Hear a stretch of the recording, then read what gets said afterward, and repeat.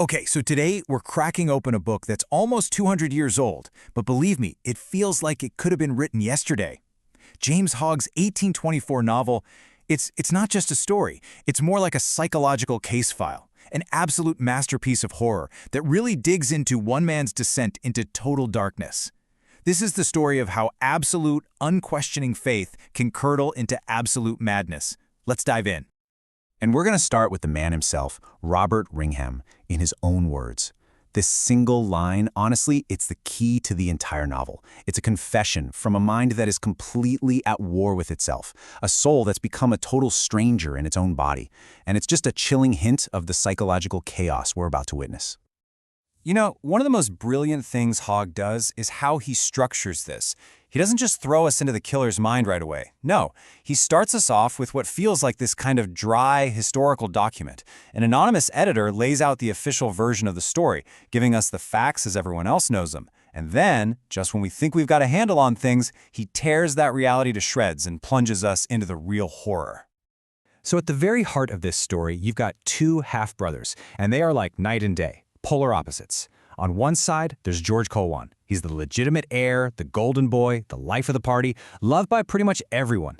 He represents warmth, society, life itself. And then you've got Robert Ringham. He's the grim shadow, raised by a fanatical preacher to be severe, pious, and to see the entire world as just one big battleground between the saved and the damned. Robert's attack on his brother isn't physical, at least not at first. No, it's way more sinister. It's this relentless campaign of psychological torment. It starts small, or smallish, with him provoking George at a tennis match until it blows up into a fight. But then it escalates. He just starts appearing. Everywhere George goes, there's Robert, like a shadow, just watching, poisoning every party, every game. He becomes this inescapable specter of misery. It all leads to this terrifying confrontation up on Arthur's Seat, where we see just how deep his malice really goes. And you just know where this is heading, right? This whole campaign of terror, it reaches its inevitable, brutal end. George Calwyn is found dead in the streets of Edinburgh, stabbed in the back. The evidence is shaky, but it points to his friend, a man named Thomas Drummond, who gets tried, convicted, and then executed for the crime. So for the public, that's it. Case closed. But for us, oh, the real story is only just getting started. And this is where the novel just completely flips everything on its head. It is an absolute masterstroke. The editor tells us about a manuscript that's been found, the private confessions of the sinner himself. So get ready, because we're leaving the world of so-called facts behind, and we're diving straight into the warped, claustrophobic, terrifying mind of the killer to see the logic that led him to murder. Now, to really understand Robert Ringham, you have to get your head around this one massive theological idea: predestination. Or, more specifically, the idea of the elect. See, Robert is raised to believe that God has already decided who's going to heaven and who's going to hell. That list was made before you were even born, and if you're one of the lucky ones on that list, one of the elect, your salvation is a done deal. Nothing you could ever do could possibly change that.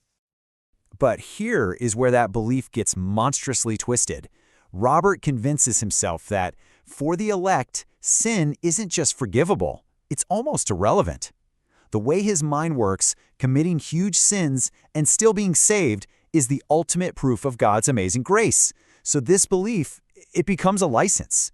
It becomes a divine permission slip to commit atrocities. So, right at the moment Robert has fully embraced this dangerous, terrifying idea, a new figure walks into his life. He's this mysterious, incredibly charismatic stranger who just appears out of nowhere, and he seems to understand Robert completely, like he can hear his darkest thoughts and give voice to his most secret, violent desires. And this meeting, well, it's the catalyst for everything that comes next. But the true horror of it, the part that will send a shiver right down your spine, is this. The stranger isn't just some kindred spirit. He is Robert's physical double. I mean, identical. Face, body, even the clothes he's wearing. Robert is suddenly face to face with a perfect mirror image of himself, an uncanny doppelganger who has apparently stepped right out of a nightmare and into his life. This being, he introduces himself with this strange, kind of foreign-sounding name, Gil Martin. It's a name that just feels off. It has these echoes of old folklore, of demonic legends, Pretty big hint about the true nature of Robert's new friend. And this is the million-dollar question, isn't it? The question that hangs over every single page of this book. Who or what is Gilmartin? Is he a literal demon, the devil in human form, sent to tempt Robert? Is he just a psychological hallucination born from religious mania and a guilty conscience? Or is he something else entirely? A manifestation of a completely fractured mind, something we might call a dissociative identity today. Yeah, whatever he is, Gilmartin gets to work fast. And what's so chillingly effective is that he doesn't really introduce any new ideas. He just takes Robert's fanatical beliefs, everything he already holds dear, and he pushes them to their most violent and logical conclusion. He basically gives him a step-by-step instruction manual for justifying murder. And the logic is just terrifyingly simple. First, Gilmartin helps Robert point out all the sinners, people like his fun-loving brother George, and labels them enemies of God. Then he convinces Robert that as one of the elect, he is a chosen weapon of God's justice. And here's the crucial part. Killing these sinners isn't murder. No, it's a sacred duty. And since Robert is already saved, he can't possibly be damned for just doing God's work. See? It's a perfect, self-contained, deadly loop of reasoning. And so, armed with this perfect divine justification, Robert does the unthinkable. He and Gilmartin hunt down George Calwan. And you have to remember, in Robert's own mind, he is not a murderer. He's not committing a crime out of jealousy or hatred. He is a holy executioner, purging the world of a sinner and carrying out the direct will of God.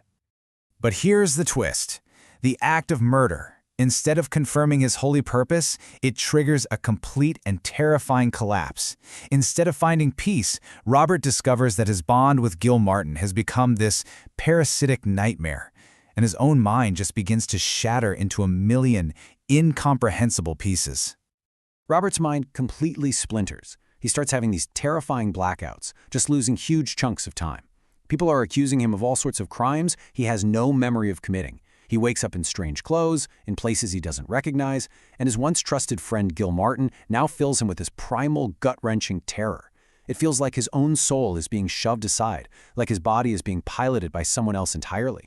So when a terrified Robert finally confronts him, Gilmartin offers this chillingly philosophical explanation.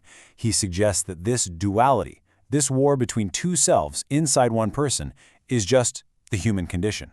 It's an answer that gives zero comfort, and it only makes things more ambiguous. Is he sharing some profound psychological truth, or is that just a demon's lie to justify taking over someone's soul?